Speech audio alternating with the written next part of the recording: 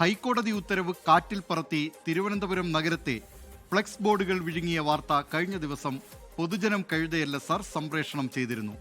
വാർത്തയ്ക്ക് പിന്നാലെ മുഴുവൻ ഫ്ലെക്സ് ബോർഡുകളും മാറ്റാൻ നിർദ്ദേശം നൽകിയതായി തിരുവനന്തപുരം മേയർ വി രാജേഷ് അറിയിച്ചു. പൊതുജനം കഴുതയല്ല സർ ബിഗ് ഇമ്പാക്ട്.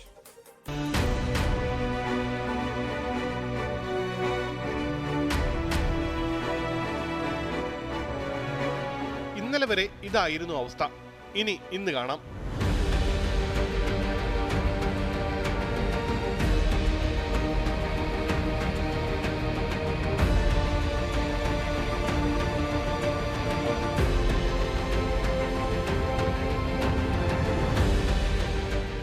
വാർത്തയ്ക്ക് പിന്നാലെ കോർപ്പറേഷൻ ഉണർന്നു. അനധികൃത ഫ്ലെക്സ് ബോർഡുകൾ മാറ്റി തുടങ്ങി.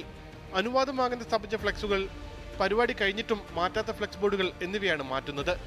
മേയർ വി രാജേഷിന്റെ നിർദ്ദേശപ്രകാരമാണ് അടിയന്തര നടപടി. കോർപ്പറേഷന്റെ ഫ്ലെക്സുകൾ ഉൾപ്പെടെ മാറ്റാൻ നിർദ്ദേശം നൽകിയതായി മേയർ വി രാജേഷ്. അതിന് നിയോഗിക്കപ്പെട്ട ഉദ്യോഗസ്ഥന്മാരെ ചെയ്ത് മതിയാവുകയുള്ളൂ. ഇപ്പോൾ രാഷ്ട്രീയ പാർട്ടിയുടെ പരിപാടികൾ അല്ലെങ്കിൽ പൊതുപരിപാടികൾ, ഏത് പരിപാടി കഴിഞ്ഞാൽ ദിവസം തന്നെ ഫ്ലെക്സ് മാറ്റണം എന്നുള്ളതാണ് എത്തിയിരിക്കുന്ന ഒരു ധാരണ. അതിൽ വീഴ്ച വരുന്ന ഉദ്യോഗസ്ഥരെ കൃത്യമായിട്ട് നടപടി സ്വീകരിക്കുന്നതിനെക്കുറിച്ച് ആലോചിക്കേണ്ടതായിട്ടുണ്ട്. നടപടി സ്വീകരിക്കാത്ത ഏരിയകളിൽ ആരാണോ അതിൻ്റെ ഉത്തരവാദികൾ അവരെ എന്തായാലും സെക്രട്ടറിയുമായിട്ട് സംസാരിച്ചതിന് ശേഷം അവരെ ഏത് തരത്തിലാണ് അവർക്ക് നടപടിയെടുത്ത് സ്വീകരിക്കണമെങ്കിൽ ആവശ്യമായ നടപടി സ്വീകരിക്കുകയാണ്. നഗരത്തിൽ ഒരു ഫ്ലെക്സ് ബോർഡ് സ്ഥാപിക്കണമെങ്കിൽ കൃത്യമായ നിയമാവലിയുണ്ട്. ബോർഡിന്റെ വലിപ്പവും സ്ഥലവും വ്യക്തമാക്കി സ്ഥാപിക്കുന്നതിന് 7 ദിവസം മുൻപ് കോർപ്പറേഷനിൽ നിന്ന് അപേക്ഷ നൽകി അനുമതി വാങ്ങണം. പരിപാടി കഴിഞ്ഞാൽ നിശ്ചിത സമയത്തിനുള്ളിൽ അവ നീക്കം ചെയ്യണമെന്നുമാണ് നിബന്ധന. ഈ നിബന്ധനകൾ കൂടി കർശനമായി നടപ്പാക്കാനാണ് കോർപ്പറേഷന്റെ തീരുമാനം.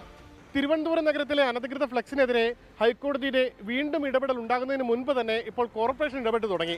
24ന്റെ വാർത്ത ശ്രദ്ധയിൽപ്പെട്ട് തിരുവനന്തപുരം മേയർ വി രാജേഷിന്റെ നിർദ്ദേശം അനുസരിച്ചാണ് ഇപ്പോൾ ഫ്ലെക്സുകൾ മാറ്റി തുടങ്ങിയിരിക്കുന്നത്. ഇനി ഇത്തരത്തിൽ വീണ്ടും ഫ്ലെക്സുകൾ സ്ഥാപിക്കാതിരിക്കാനുള്ള നടപടി കൂടി കോർപ്പറേഷൻ എടുക്കേണ്ടി വരും. ഉമേഷ് ബാലകൃഷ്ണൻ, 24 തിരുവനന്തപുരം.